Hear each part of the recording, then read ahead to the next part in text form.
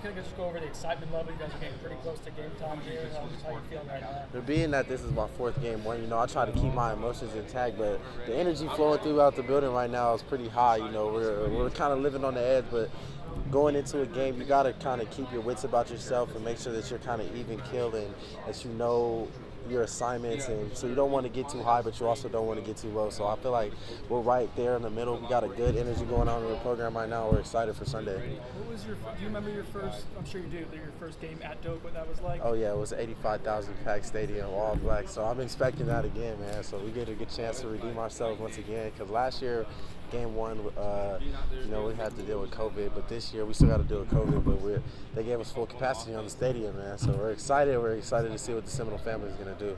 You mentioned keeping your wits about you. How important is it for some of the younger guys who've never seen that environment?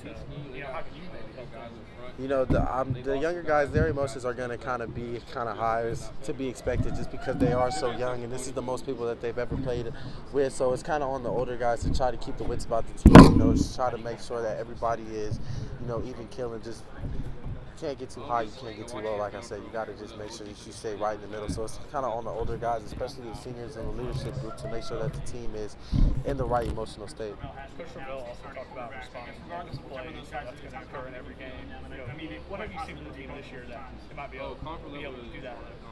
I just think that we're a more mature team. We understand that the other team is going to make plays, and the most important play is the next play. The most important thing on the football field is winning the next play, because it doesn't matter what happened the previous play, because that has no indication on how the game is going to turn out as opposed to the next play. So I feel like we're just more mature, and we understand that more from a personal level. Specifically for today's practice, what did you see from the entire team in terms of intensity and kind of competitiveness? Guys are flying around. I could say that the team's energy right now, we know that it's game one, and we just try to treat every day like it's game day, so that when game day comes, it's not like a culture shock. Like, we live in this moment all the time, especially, it always happens when I come up here, especially the way that Coach Norvell coaches. Like, we're expected to have a certain intensity about the way that we work. So the intensity going into game week was ratcheted up a little bit, but it's also the kind of just more of the same just because of how we work every day. McKenzie, I know all the quarterbacks have different strengths and things they do.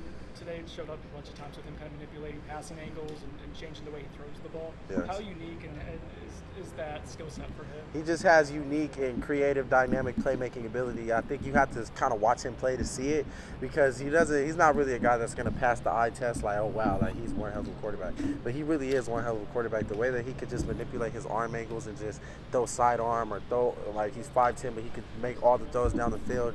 He has a unique playmaking ability that I think needs to be put on display for sure. Are you used to that? Like, all of a sudden there's a little window, and have you gotten used to that specific dynamic of his game? Yeah, I'm kind of used. Me and McKenzie kind of got a good rhythm going on, to where I'm kind of used to. He'll just whip it in there out of nowhere. And at first it was kind of new when he got here during the summer, but through PRPs and summer workouts, we were kind of able to build that chemistry. So now I'm kind of used to it for sure. What have you seen from Jordan? It sounds like everyone's kind of mentioned that he's improved his passing game. What have you seen from him? His passing game has improved tremendously, but to me, it's still his ability to make plays, extend plays with his feet. Like, I feel like he's second to none when it comes to that. He's so dynamic and elusive, and he can make plays down the field, and now his arm talent is the best it's ever been. So I'm just excited for him to put that on display and, just show the nation what he can do. His running ability, his playmaking ability, how much can that open up the offense? I think you see that in 2021 and just football in general. You see quarterbacks like Lamar Jackson extending plays with their feet, and they're just like an extra added runner that the defense has to account for. So it puts extra stress on the defense from a defensive perspective, because you don't know if the quarterback is going to sit in the pocket, you don't know if he's going to drop back and run, or you don't know if he's going to just take the ball and run right away. So it's just an extra added element that the defense has to defend, so it helps an offense, definitely.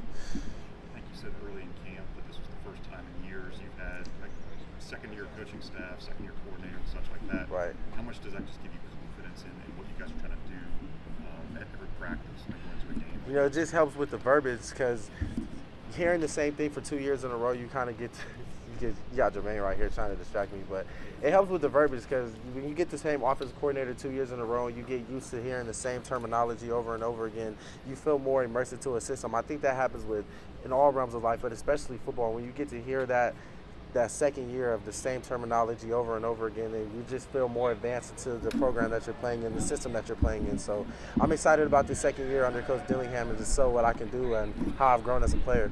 Go a couple more. Jordan Wilson's finally back. How excited are you to line up with him, and how can his blocking help? I'm just excited for him as a player just because of what he brings to the tight end room. He brings veteran experience.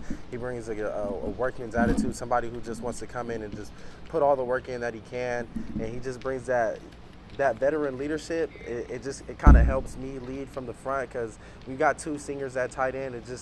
It makes the room incredible, and then with Coach Thompson, it's just incredible dynamic in that room. So I'm excited to show you how the tight end room has grown over a year.